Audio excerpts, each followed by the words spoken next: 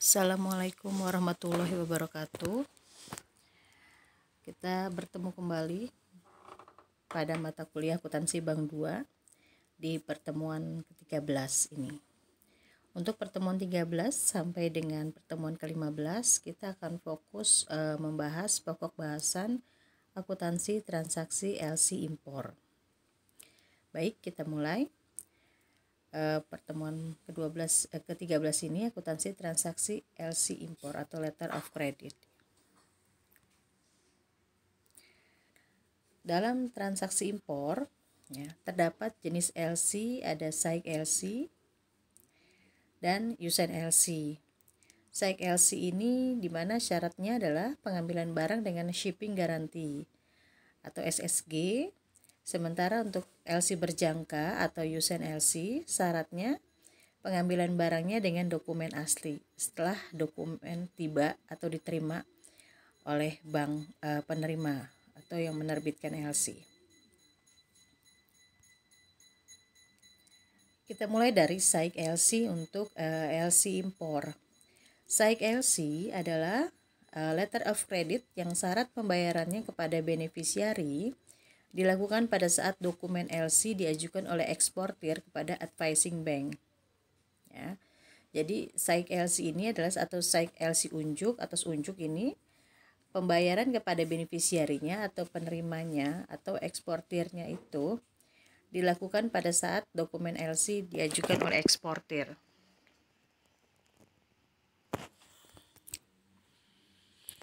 Contohnya, PT Sukses di Bekasi bergerak dalam bidang industri, adalah pemilik rekening giro rupiah dan giro USD di Bank Mandiri, cabang Bekasi, bermaksud mengimpor mesin dari luar negeri. Pada tanggal 2 Juni 2017, PT Sukses membuka LC sebesar 50.000 USD dengan setoran jaminan 10%, komisi pembukaan LC sebesar 0,25%. Ya, kita analisis dulu. Di mana di sini ada PT Sukses di Bekasi, dia adalah pemilik rekening giro rupiah dan giro USD di Bank Mandiri cabang Bekasi. Nah, posisi kita di sini adalah sebagai Bank Mandiri cabang Bekasi, ya.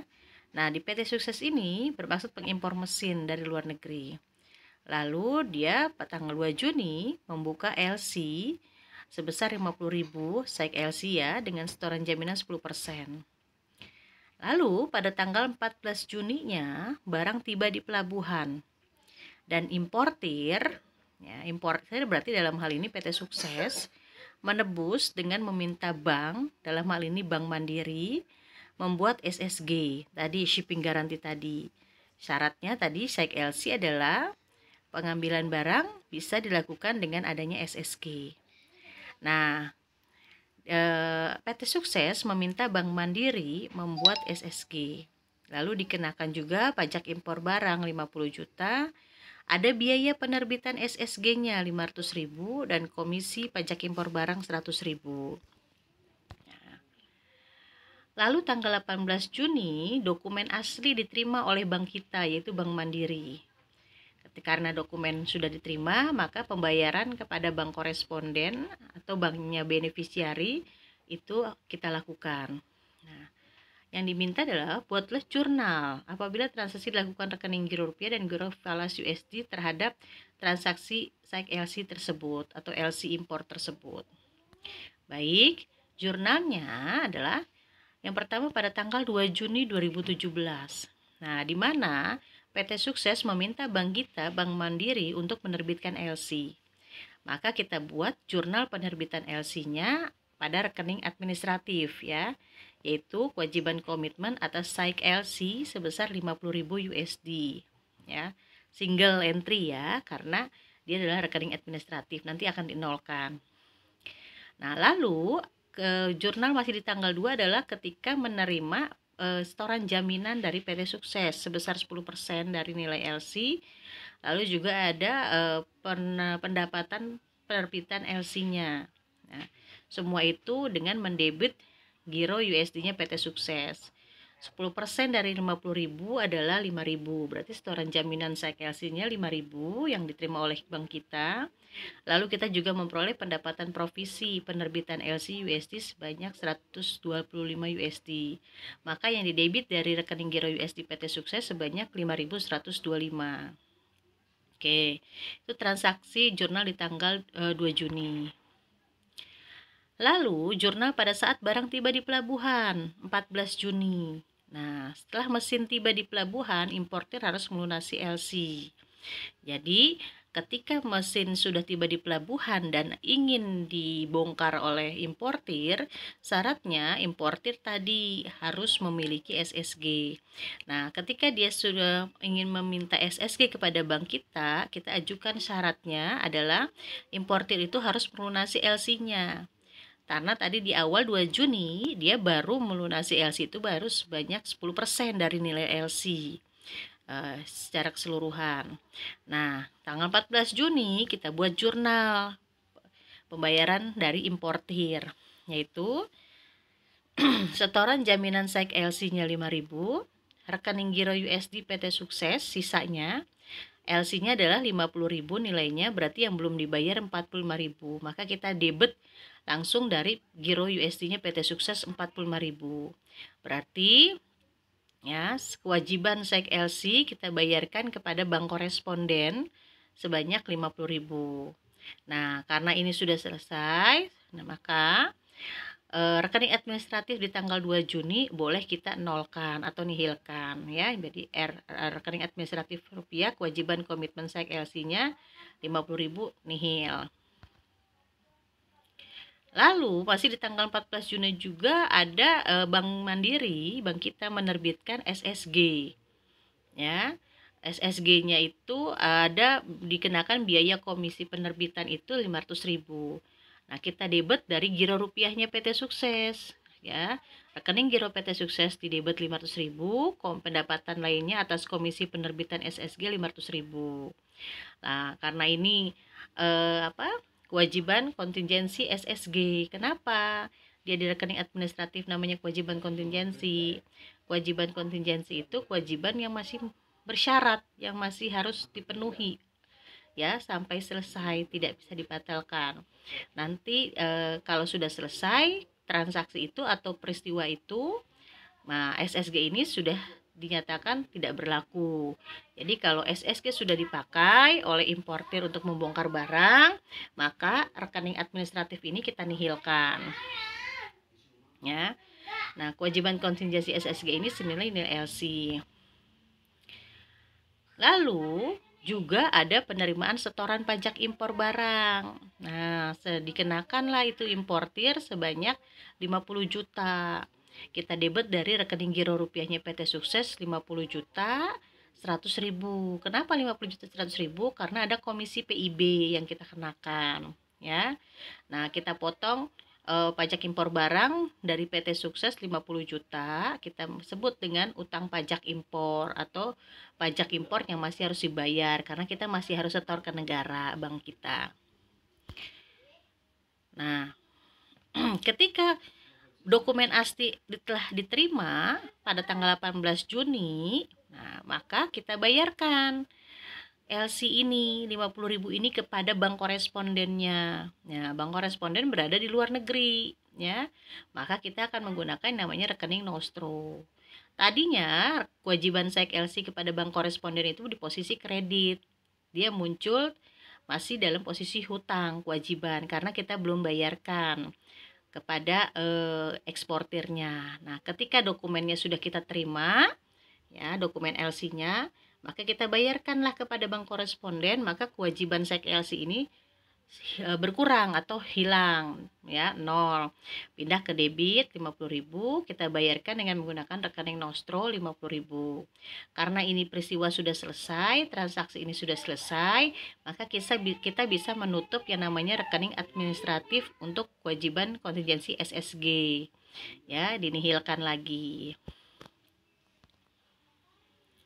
Nah, itu tadi contoh transaksi untuk SAIK LC.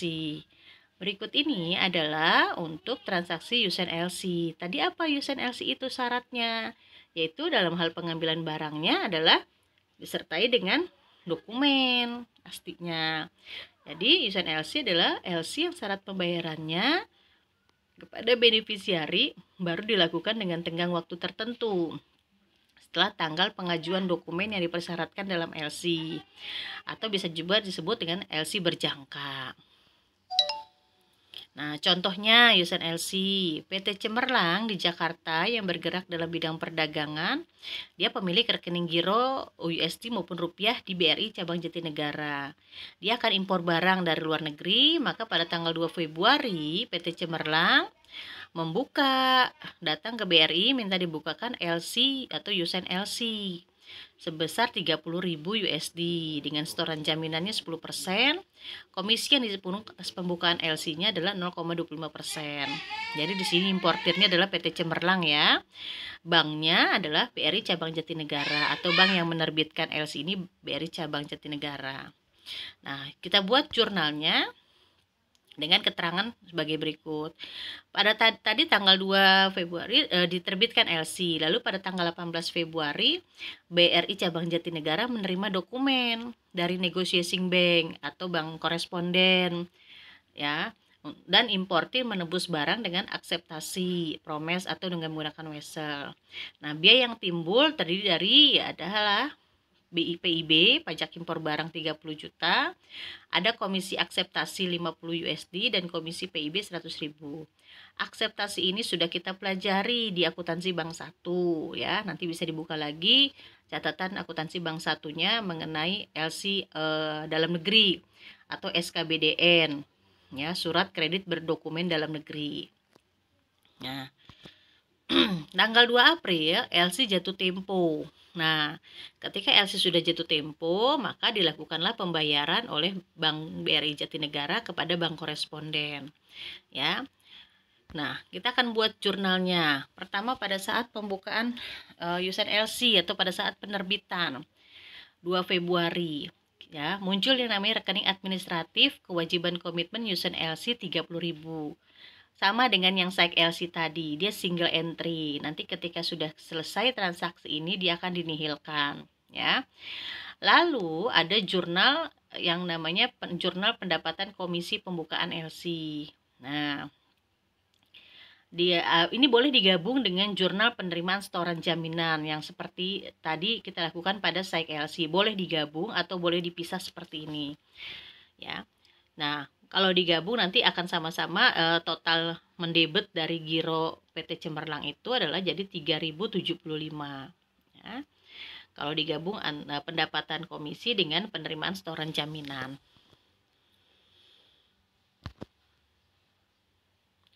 Lalu pada tanggal 18 Februari ada kita menerima pajak impor barang ya, juga ada komisi PIB sama seperti site LC tadi, kita potong dari rekening giro rupiahnya PT Cemerlang 30.100.000 untuk pajak impornya 30 juta, komisi pajak impornya 100.000 ya. Nah,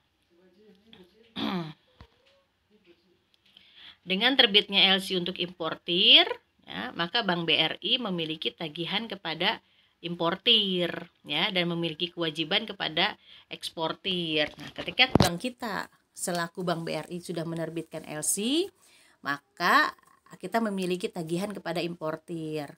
Tapi di sisi lain juga kita memiliki kewajiban yang harus kita bayarkan kepada eksportir atau bank korespondennya.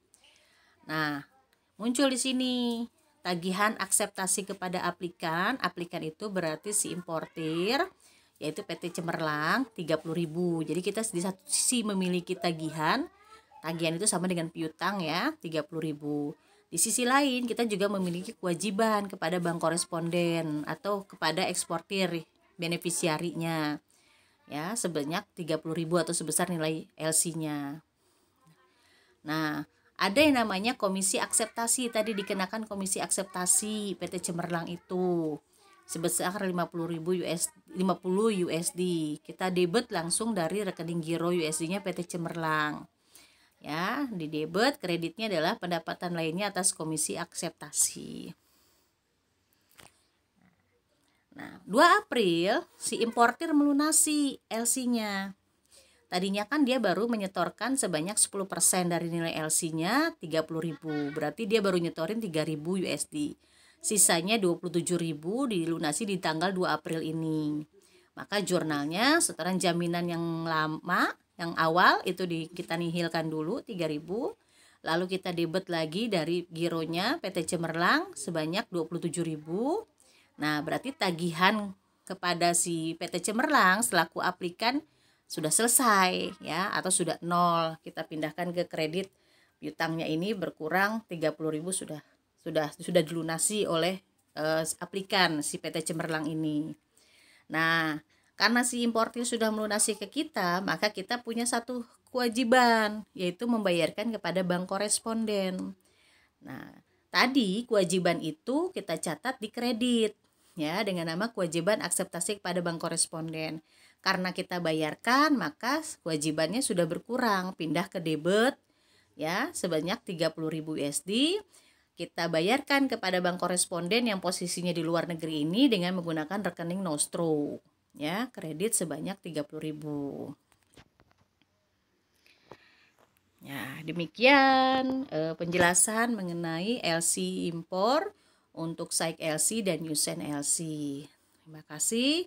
Wassalamualaikum warahmatullahi wabarakatuh.